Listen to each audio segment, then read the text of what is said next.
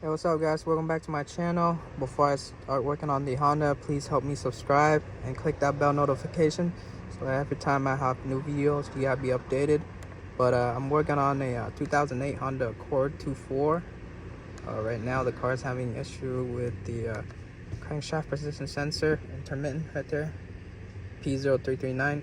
So I already replaced the crank sensor, original from Honda. And I test drove it. It went away for about 2 days and then it came back. Sometimes it goes on and off.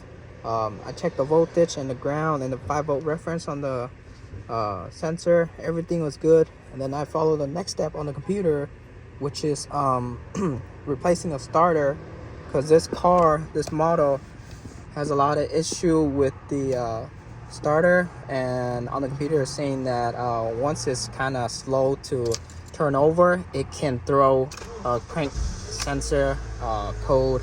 Now you can hear that takes a little bit long. Sometimes it does it and sometimes it doesn't, but it takes about like 2-3 seconds to crank over.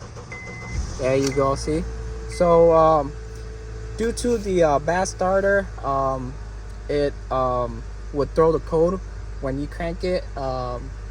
It kind of slow turn the engine, which is throwing the sensor to read it wrong, so that's why it's intermittent.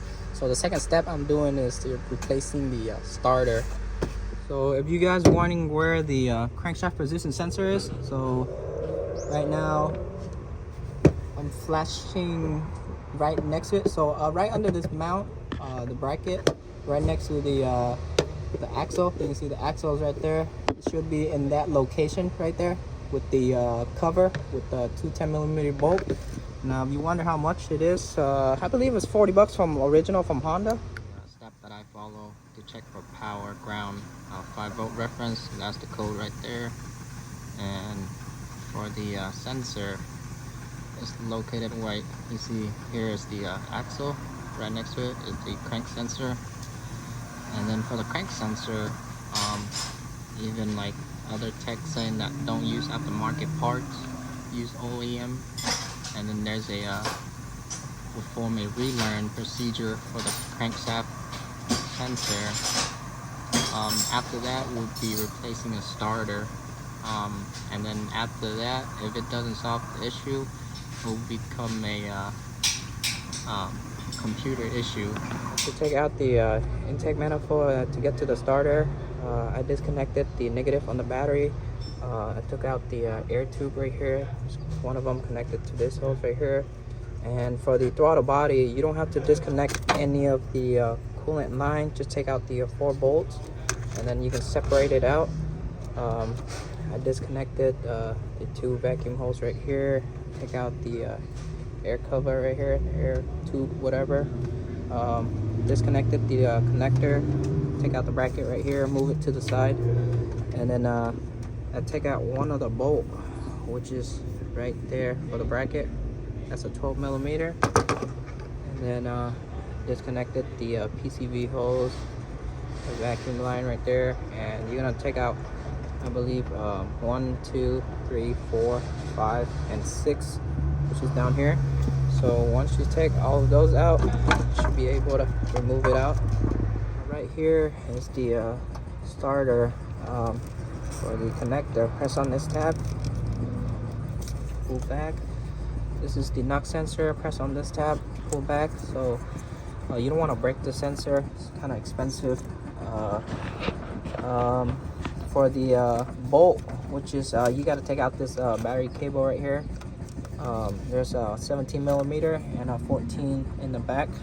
For the harness right here, get this out of the way. You're gonna press on this tab right here. Press on this tab down, pull it out, move it out the way. You can see the cable right here, right behind it, 14mm bolt, and the 17 right here. So from there, you can remove the starter. Check the starter teeth in here. Make sure it's not wear out. This one looked slightly wear out already, you can see. And check the inside the flex plate right there. Make sure the teeth are good.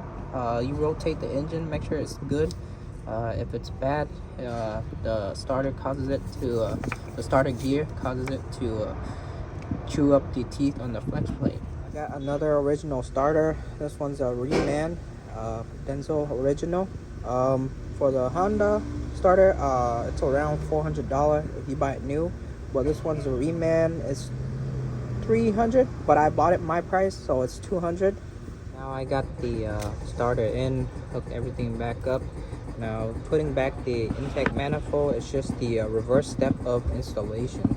Okay, so now I'm gonna start the car to see if it's delayed like before. So before, when it started, it takes about 3 seconds to start, but so this one cranks up right away. There you go. Try it again.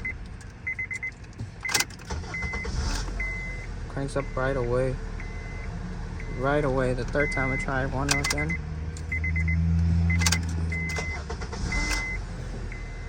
Sounds very good. So now I'm gonna key on and clear the code. Even though I took out the battery, there's no code, but I'm gonna clear it again, just to make sure. And I'm gonna take it on a test drive for about like half a day. Key off, turn it back on today. Engine turns on right away. So now I'm going to take this out on a test drive for about like half of the day, see what's going on after that. If the code doesn't go away, the last step you're going to do is use a scanner borescope to read the timing chain to see if there's any slack. If there's slack on the chain, it'll give you a square wave, but you can only do it if you have the scanner. But it'll give you a 5-volt reference graph, and if the graph changed differently, then you're having a timing chain issue. But on a 2.4 rarely happen. Computer does happen to computer sometimes. I took it out for a drive, drove for like 2 hours around the city, the highway, the freeway. Everything is good. The engine turns over right away every time I crank it.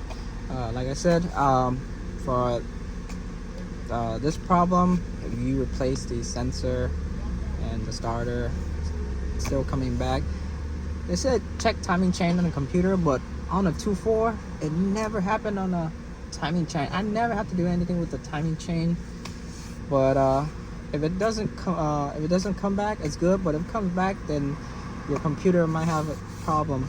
But that is it for this video, guys. If you guys are new to my channel, make sure you guys subscribe. If you have any comment down below. Ask me anything you want to ask me. I'll try to get back to you as soon as possible. But I'll see y'all in the next video. Peace.